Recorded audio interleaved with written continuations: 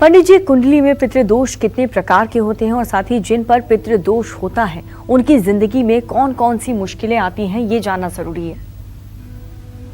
देखो, सही बात तो ये है, सनातन धर्म में देवताओं के बाद अगर किसी को सम्मान करने की परंपरा है वो है पितरों की। ब्रह्मा विष्णु महेश के बाद मनुष्य का जो आदरणीय पूजनीय है वो है पितर। और पितर दो प्रकार के होते हैं। कुंडली में पितृदोष का सृजन दो ग्रहों से मुख्य रूप से सूर्य और मंगल के पीड़ित होने से होता है, क्योंकि सूर्य का संबंध पिता से, मंगल का संबंध रक्त से, मंगल का संबंध भाई से। सूर्य के लिए पापग्रह शनि, राहु, केतु माने गए हैं। ऐसे में जब सूर्य का इन चार ग्रहों के साथ दृष्टि या युति संबंध होती है तो सूर्यकृत पितृदोष का निर्माण होता है।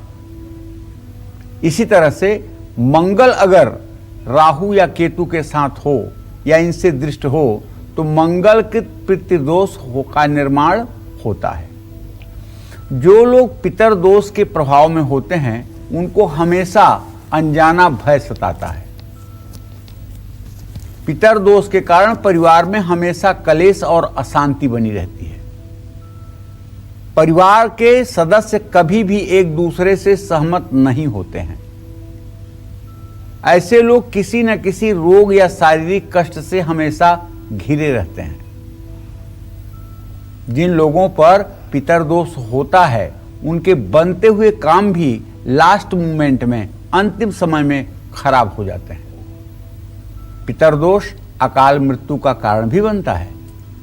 अगर कोई व्यक्ति अकाल मृत्यु में उद्बंध फांसी लगाकर, जहर खाकर या तालाब में डूबकर, नदी में डूबकर या वाहन से कटकर जिसकी मृत्यु होती है वो सब के सब प्रेत बनते हैं और अपने कुल के लोगों के लिए पितर बनते हैं।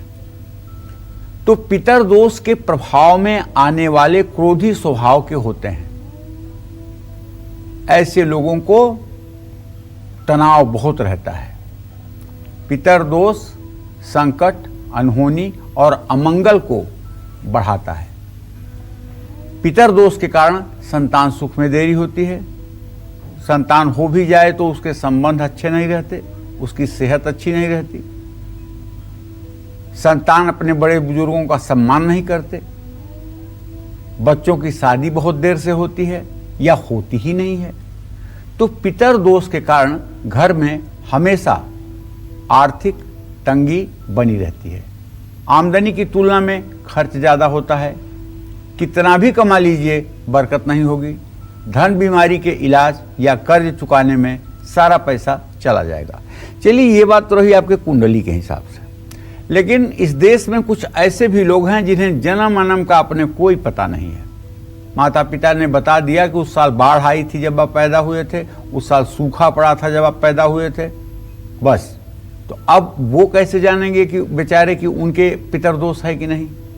तो अब जो मेरा कार्यक्रम ज्योतिषी लोग देखते हैं, अब उनके लिए दो मिनट का संदेश मेरा है। जब भी कोई व्यक्ति आपके पास आए और आपको प्रणाम करके पूछे कि मेरा भविष्य बताइए, तो आप तत्काल लग्न स्पष्ट करके 12 भावों को लिख करके और देखिए कि अगर जन्म कुंडली के 8वें या 12वें, प्रश्न कुंडली के 8वें या 12वें भाव में बृहस्पति राहु के साथ है तो ऐसे व्यक्ति को बोलिए कि आपके ऊपर पितर दोष है।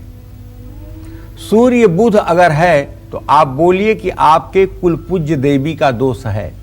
मंगल अगर 8वें 12वें भाव में है तो आप बोलिए कि आपके यहाँ डाकिनी का दोष है। शनि अगर है तो आप बोलिए कि आपके यहाँ किसी म्लेच्छ की आत्मा है। और इसी तरह से अगर राहु है केवल अकेला तो आप उसके लिए भी प्रेत दोष बोल सकते हैं। और केतु के लिए चांडाल दोष होता है। अगर चंद्रमा प्रश्नकाल में उच्च का है तो ये सारे दोष पूजा पाठ उपाय से ठीक हो जाएंगे। लेकिन प्रश्नकाल में चंद्रमा अगर वृश्चिक राशि का है तो चाहे जितने बड़े से बड़ा विद्वान हो, चाहे जितना बड़े से बड़ा तांत्रिक और ज्योतिषी हो, इस दोष को दूर नहीं कर पाएगा। ये भी ज्योतिष बताती है। और इसको बृहत ढंग से जानने के लिए आपको ताजिक नीलकंठी देखनी चाहिए। तो हमारे कहने का मतलब है कि देखिए, पितरों का हौवा कुछ ज़्यादा है इस समय। उतनी मात्रा में पितर असंतुष्ट नहीं हैं जितनी मात्रा में लोगों को काल सर्प योग, पितर दोष, किए कराए का दोष बता करके और लोगों को भयभीत कर रहे हैं। हकीकत यह है कि इन सब चीज़ों पर ठोस जानकारी चाहिए। और कल मैंने बताया था, तिथि वार नक्षत्र लग्न प्रहर मेवच अष्टाभिस्तु हरित भागम से सांके फलमादिशेत हयाग्नौ देवता बाधा पैतृ वै नेत्रदंसु खट चतुर्थ भूत बाधा न बाधा एक पंचके।